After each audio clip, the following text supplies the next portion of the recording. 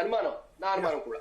రామకృష్ణారెడ్డి గారు నమస్కారం. చెప్పండి. ఇక్కడ ప్యానల్ లో ఉన్న వాళ్ళందరికీ కూడా నమస్కారం. చెప్పండి సార్, మీ ఒపీనియన్ ఏంటి? ఇది ఢిల్లీలో మీరు దగ్గరగా చూశారు కేసీఆర్ ను, కేసీఆర్ కుటుంబాన్ని.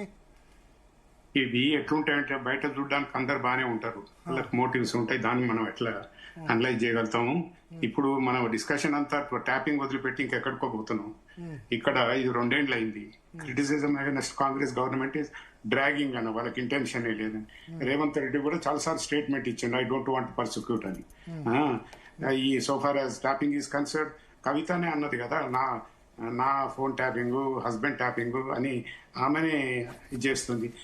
సోఫార్ యాజ్ ఇది ఒక కమ్యూనిటీ వ్యతిరేకంగా అది కాదు, కాంగ్రెస్ పార్టీ రేవంత్ అది కాదు. చాలా మంది ఇది ఏండ్ల పార్టీ, అన్ని కులాలు ఉన్నారు, అందరు ఉన్నారు. ఆర్బిటరీ పోవడానికి స్కోపే లేదు. ఇది ఎఫ్ఐఆర్ రిజిస్టర్ అయింది 2004, ఇప్పటికి 2 ఏళ్ళు అయింది. Main criticism against Revanth is today is dragging this matter. He has no intention to take this case to the logical ends అని ఆయనకే దీన్ని ముందు తీసుకుపోవటం. ఇవాళ ఆయన సంతోషరావును ఎవరినో వాళ్ళు ఇంట్రాగేషన్ కు పిలిచినారు. నెక్స్ట్ ఉన్నది ఎవరు? కేసీఆర్ ని. వీళ్ళందరిని అయిపోయినాక కేసీఆర్ అవుతుంది. Let us wait, it is under investigation.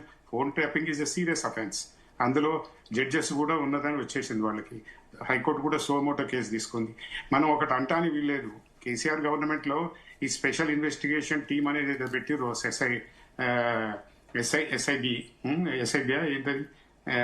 SIB. అందులో ఎవరండి? ఇదంతా ఒకే కమ్యూనిటీకి సంబంధించిన వాళ్ళకు వేరే మోటివ్ లేకపోతే అన్ని రకాల వాళ్ళు లేరు. ఇందులో ఎవరున్నారు? వాళ్ళ మీదనే కేసు ఉంటుంది. ఇందులో ఎవరు? ప్రభాకర్ రావు, భుజంగరావు, ప్రణీత్ రావు, రాధాకృష్ణరావు. వాళ్ళ కన్ఫెషన్ స్టేట్మెంట్ కూడా కోర్టు రికార్డ్ చేసింది. ఇప్పుడు we cannot jump to the conclusions. Investigation అవుతుంది. వీళ్ళతో ఓరల్ ఇన్స్ట్రక్షన్స్ ఆధారంగా హరీష్ రావు, కేటీఆర్, లేదా సంతోష్, కేసీఆర్ ఓరల్ ఇన్స్ట్రక్షన్స్ ఆధారంగా ఫోన్ ట్యాపింగ్ చేయించారంటే అది లీగల్ గా ఎంత మేరకు చెల్లుబాటు అవుతుంది? అది ఆఫీసర్ల తప్పు. తర్వాత ఈ కాంప్లిసిటీ వీళ్ళది ఉన్నదా లేదా అనేది పూర్తిగా ఇన్వెస్టిగేషన్ అయి ట్రయల్ అయినాక తెలుస్తుంది. ఇప్పుడు మనం we cannot jump to conclusions. Let us wait for the investigation to be completed. Charge sheet వేస్తారు, ఆ తర్వాత కోర్టుకు పోతుంది. ఉట్టిగానే వీళ్ళు ఫాల్స్ ఎలిగేషన్ చేస్తే కోర్టు ఏం లేదు, అక్యూటల్ వచ్చేస్తుంది. మీరు తప్పు చేయకపోతే భయపడాల్సిన అవసరం లేదు. Politically motivated. రాధాకిషన్ రావు పెద్ద ఆయన అని ఒక స్టేట్మెంట్ చేశారు. పెద్ద ఆయన ఏం పెద్ద ఆయన అంటే మరి ఏ పెద్ద ఆయన? వీళ్ళందరూ 4 అందులో పోల్ సెంటర్ కేసీఆర్ అని ఆయన ఉద్దేశం. అది కాదండి, పవర్ సెంటర్ 4 ఉన్నాయి. అందులో అందరికంటే పెద్ద ఆయన ఎవరు? దానిలో ఇవాళ మొత్తం 11 ఏళ్లలో 10 ఏళ్లలో డిఫాక్టో సీఎం ఎవరండి? ఈ డెలిగేటెడ్ ఆల్ ఫంక్షన్స్ అతనికే ఇచ్చేసాడు కొడుకు. ఇక వీళ్ళందరూ 4 పవర్ సెంటర్స్ అండి. అందులో కేసీఆర్ గారు ఒకటి వదిలిపెట్టు, కొడుకు, అల్లుడు, బిడ్డ, ఈ 4 కదండి పవర్ సెంటర్స్. ఇది వాళ్ళు మోటివేటెడ్ కాకపోతే ఒక తన సామాజిక వర్గం సంబంధించిన వాళ్ళు ఎస్ఐ ఇది ఎందుకు వేయాలి? స్పెషల్ ఇన్వెస్టిగేషన్ టీము అందులో పికప్ చేసేసి ఓన్లీ తన సామాజిక వర్గం వాళ్ళు వేసి even politicians the, judges the, business people the ఎవరిని వదిలిపెట్టలేదు. ఆఖరికి కోడలను వదిలిపెట్టలేదు, కేటీఆర్ వైఫ్ ను వదిలిపెట్టలేదు, అందరిని వదిలిపెట్టలేవని వస్తున్నాయి. అవన్నీ ఇన్వెస్టిగేషన్ అయినాక ఛార్జ్ షీట్ ఫైల్ అయ్యాక మనకు తెలుస్తుంది. ఇప్పుడే we cannot jump to the conclusion ఎవరు అని. వీళ్ళు చెప్పినట్టు కోర్టు ఏం చేయదు. వీళ్ళు ఇన్వెస్టిగేషన్ విక్టిమైజ్ చేద్దామని వేసినా గానీ కోర్టు ఆర్డర్ లేదండి. ఛార్జ్ షీట్ ఫైల్ అయినప్పుడు ఇది ఎంతవరకు correct? It is not binding on the court. Court వీళ్ళు ఎగ్జామిన్ ఛార్జ్ షీట్, అందులో ప్రైమసీ ఏముంది, తర్వాత కోర్టుకు పోతుంది, ట్రయల్ అవుతుంది. అందులో వీళ్ళ కాంప్లిసిటీ ఉంటే వీళ్ళు జైలుకు పోతారు, లేకపోతే లేదు. ఐటీ యాక్ట్ ఉంది, డిపిడిపి యాక్ట్ ఉంది, ఐపీసీ ప్రొవిజన్స్ ఉన్నాయి, లైఫ్ సెంటెన్స్ ఉంది, క్రిమినల్ బ్రీచ్ ఆఫ్ ట్రస్ట్ కింద 409. ఇవన్నీ మామూలు అఫెన్స్ కాదు. ఇంకోటి, ఇట్ బికమ్స్ ప్రెసిడెంట్. ప్రతి ఒక్కరు పవర్లోకి వచ్చినాక ఇదే యూజ్ చేస్తారు. కాబట్టి పర్మిసిబుల్ అండర్ టెలిగ్రాఫ్ యాక్ట్ కింద ఇది పర్మిసిబుల్. అది వాళ్ళు పర్మిషన్ తీసుకోవాలి. సుప్రీంకోర్టు గైడ్ లైన్స్ కూడా ఉన్నాయి ట్యాపింగ్ కి. దానికి పర్మిషన్ ఉంటుంది, ఒక పద్ధతి ఉంటుంది. ఇది వీళ్ళు చేసింది ఏందండి? సినిమా యాక్టర్లు వాళ్ళ భాగవతాలు తీసుకొని వాళ్ళ బ్లాక్ మెయిల్ చేసి ఇవన్నీ కూడా మనం పేపర్లో వచ్చినట్టు కామెంట్ చేస్తున్నాం. Let us wait for the charge sheet. ఇప్పుడు ఇదేం వీళ్ళు రాసింది సాక్రోసాంట్ కాదు, ఛార్జ్ షీట్ వేసింది. ఒకవేళ వీళ్ళ కాంప్లిసిటీ ఎక్విటల్ అయితే అప్పుడు మమ్మల్ని విక్టిమైజ్ చేయమని చెప్పండి. ఇదేంది ఇలా అక్కడ ప్రైమఫెసీ వాళ్ళ చూస్తుంటేనే తెలుస్తుంది. ఈ ఆఫీసర్లే తన సామాజిక వర్గం వాళ్ళని ఎందుకు పెట్టుకోండి? అందులో పోలీస్ డిపార్ట్మెంట్ లో వీళ్ళే ఉన్నారా? తర్వాత వీళ్ళు తప్పు చేయకపోతే ఎలక్ట్రానిక్ డిజిటల్ క్యాండిడేట్స్ అన్ని కానీ ఇక్కడ తీసుకుపోయి ఒకటి న్యూజిలాండ్ మీరు తన సామాజిక వర్గం అనుకోవచ్చు కానీ కేసీఆర్ ఎక్కువ ఎమ్మెల్యే టికెట్ ఇచ్చింది రెడ్డిస్. question కాదండి. క్యాబినెట్ లో 6 రెడ్డి మంత్రులు పెట్టుకుని నాకు తెలిసి క్వశ్చన్ రెడ్లు కాదండి. అంటే రెడ్డి మాకు వెల్మ ఇప్పుడు రెండింటికి ఇచ్చాడు. 4 వెల్మ మంత్రుల్లో 6 అది రెడ్డి ఆ మంత్రులు ఉన్నారు. మంత్రుల సంగతి పోకండి. ఎమ్మెల్యే టికెట్స్ ఎవరికి ఎక్కువ ఇచ్చారు? ఎమ్మెల్సీ ఎవరికి నాకు ఇచ్చారు? ఒక్కటి చెప్పు, రెడ్డిస్కి ఇచ్చాడు కదా.